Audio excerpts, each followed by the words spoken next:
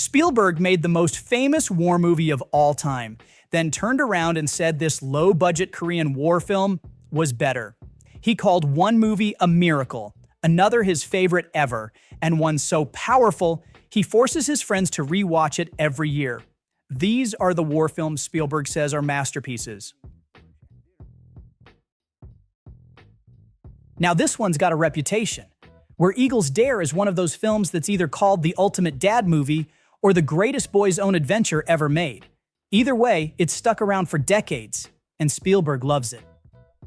He actually called it his all-time favorite war movie. Not because it's gritty or realistic, far from it, but because of that exact over-the-top pulpy spy thriller madness that makes it so much fun. You've got Richard Burton playing an ice-cold British intelligence officer, leading a crew of slightly too old agents, and Clint Eastwood as the token American on a mission into Nazi-controlled Bavaria. The goal is to rescue a captured Allied general from a fortress on top of a mountain. Sounds simple. It isn't. There's about an hour's worth of double crosses, triple crosses, and half the cast turning out to be double agents.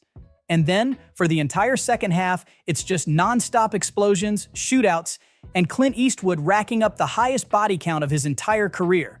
No joke. This is the most people Eastwood ever kills in a single movie. It was never meant to be a subtle film. Burton himself said the whole idea came from Elizabeth Taylor's kids, who wanted to see him in something fun for once. So he gave them this, and somehow it worked. The line "broadsword calling Danny Boy" is still quoted to this day. Broadsword calling Danny Boy, broadsword calling Danny Boy, over. Spielberg's quoted it himself, and it's even popped up in the strangest places, including Doctor Who and Rebecca Brooks' phone hacking trial. Also worth noting, this was Richard Burton's last real box office hit in the US. After this, it was all downhill, but what a way to go out. Jumping ahead several decades, we've got a much more recent pick. Spielberg called The Zone of Interest the best Holocaust film he's seen since Schindler's List. Directed by Jonathan Glazer, this one takes place right next to Auschwitz, following the everyday life of Commandant and his wife as they live in a nice little house with a garden and kids and family picnics, all while atrocities are happening on the other side of the wall. Spielberg praised it for how effectively it shows the banality of evil, how ordinary people can live comfortably while participating in something horrific. The film's based loosely on a novel by Martin Amis, and it premiered at Cannes in 2023. From there, it just took off. Over $52 million at the box office, tons of critical acclaim, and it won the Grand Prix at Cannes. It also picked up 5 Oscar nominations and swept the BAFTAs before ending up in major controversy over its director's Oscars acceptance speech. Battleground was the first major combat film made after World War II, and it kicked off the whole wave of serious war dramas in Hollywood. Spielberg saw it as a kid, watching old war movies on TV, and it stuck with him. Years later, he called it one of the World War II films that inspired him the most.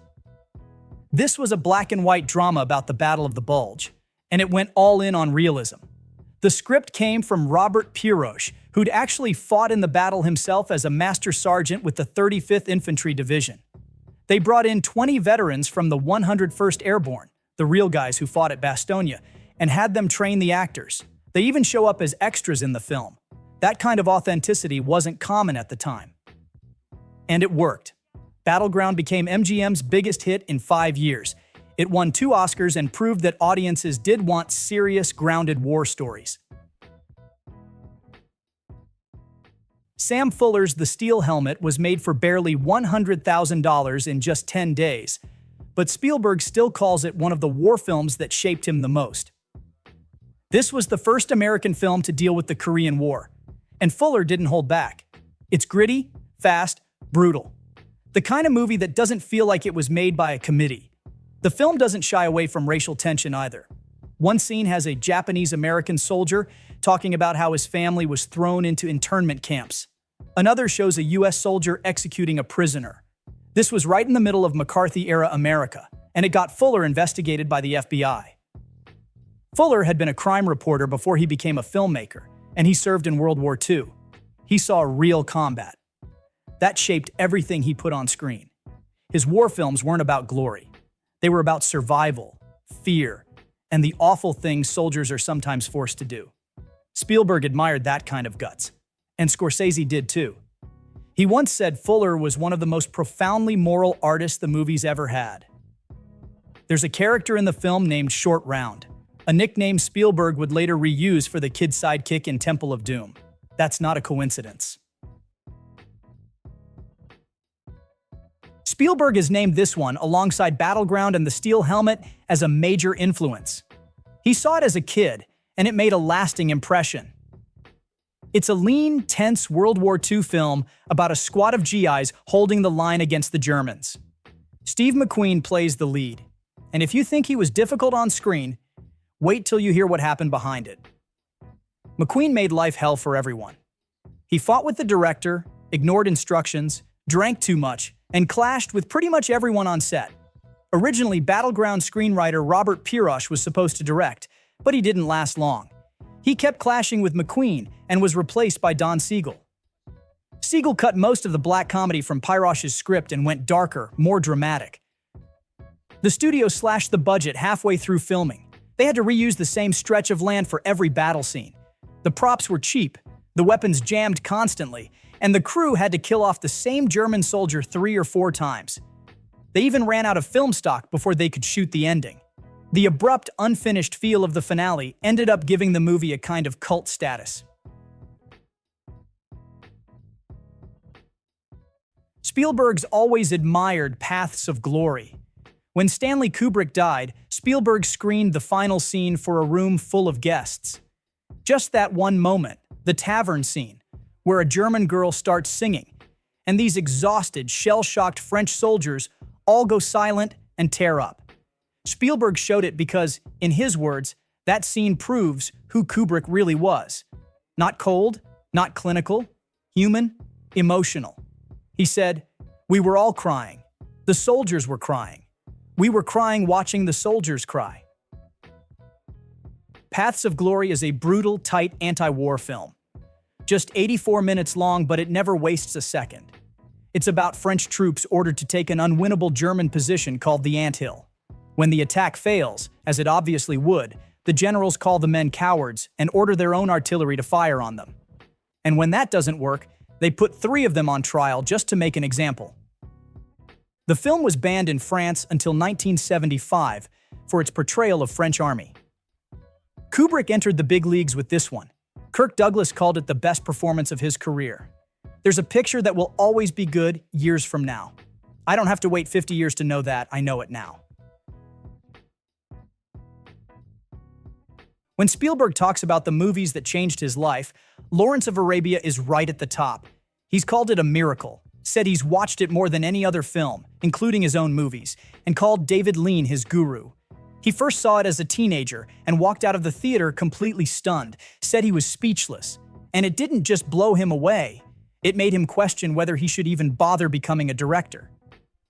He'd been making home movies since he was a kid, but when Lawrence rolled out in 70mm with full stereo sound, Spielberg sat there and thought, the bar is too high. He literally considered giving it all up. But then, he went back to see it again, and again, and again. He saw it once a week for a month, and by the end of that run, he wasn't intimidated anymore. He was locked in. He said, "This is what I'm going to do, or I'm going to die trying." Spielberg loves this one so much he watches it every year and forces his friends to sit through screenings with him. It's that important to him, and it's easy to see why. This is one of the most honest films ever made about what war does to people.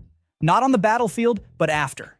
It's not about medals or glory or victory parades. It's about coming home, picking up the pieces, and realizing that nothing is the same. Tom Hanks once said, "It's the best film ever made about the war and the generation who fought it." And he's right. You can watch it today, and it still feels relevant. The world changes, but the emotional truth of this movie never does. At the time, it was a box office monster, the most successful film since Gone with the Wind. Adjusted for inflation, it made over $500 million. Spielberg included it on his list of essential films for young filmmakers. Coppola says it's one of the 10 best films ever made. Scorsese loves it too. And it didn't just win big, It swept the Oscars. Best Picture, Best Director, Best Actor, Best Supporting Actor, Screenplay, Editing, Score, it took them all.